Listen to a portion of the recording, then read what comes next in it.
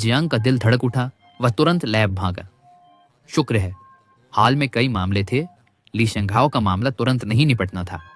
सो वह घर भागा, बेमन से कुत्ते का खून लिया, फिर लैब लौटा, तकनीशियन को फोन कर उसे भेजा, चुपके से घुसकर अदला बदली करने लगा।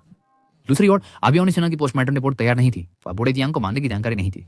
ली शेंघाओ की मानसिक मूल्यांकन की अर्जी कब दी गई यह भी उसे नहीं पता था। वह बहुत नाराज था और उसने हुईजन को तुरंत पता लगाने को कहा। हुईजन शवगृह पहुंची तो लाओ जियांग नदारद थे। लैब तकनीशियन इंतजार में था।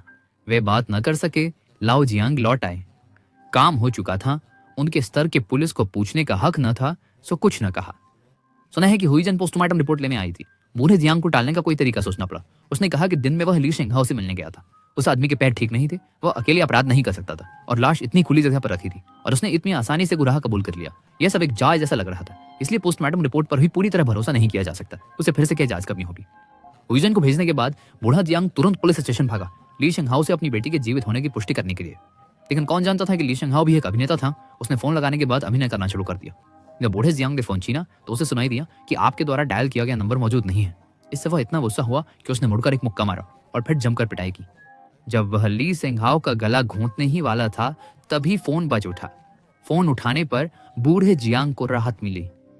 भाई मिस, तुम ठीक से चढ़ गई थी ना, याद है ना? और सोलू, लड़की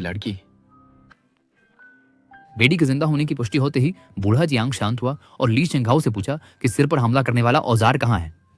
ली शेंघाओ ने जियांग को ऐसा पूछते देखा तो समझा कि शरीर के टुकड़े करने वाले औजार का इंतजाम हो चुका है, पर उसने बेतुका जवाब दिया, क्या तुम्हें मुख्य बात नहीं दिख रही? मैं एनिया को क्यों मारूंगा? इस समय बूढ़े जियांग को इतनी बातों की परवाह कहाँ थी। वह तो बस अपनी बेटी को बचाना चाहता था। ली शेंघाओ निराश होकर बोला, तुम अच्छे से सोच लो, और फिर कुछ नहीं कहा। लाओ जियांग को लगा कि ली शेंघाओ का मतलब है समस्या एनिया के साथ है। वह रात भर उसके घर जाकर उसे परेशान करता रहा। फिर एक ऐसे व्यक्ति को ढूंढा जिसका एनिया से अच्छा संबंध था। उस व्यक्ति से उसे लाओ दाओ के बारे में पता चला। असल में लाओ दाओ एनिया का प्रेमी नहीं था, लेकिन उसे लगा कि अगर एनिया हाल ही में किसी के करीब आई है तो वह सिर्फ वही हो सकता है। अगली सुबह पूरा पुलिस स्टेशन हिल गया। क्यों? कट्टर पर खून के नतीजे आए। वह इंसानी नहीं, कुत्ते का खून था। प्याओ जी ने सुनते ही कहा, मैंने कहा था वो इतनी आसानी से आत्मसमर्पण क्यों कर रहा था? वह तो बस हमें बेवकूफ बना रहा था। अब सबसे अहम सबूत नहीं है, ली शेंघाओ को दोषी नहीं ठहरा सकते। नेता ने 3 टुकड़ियों को सिर पर हमला करने वाला दूसरा हथियार ढूंढने भेजा।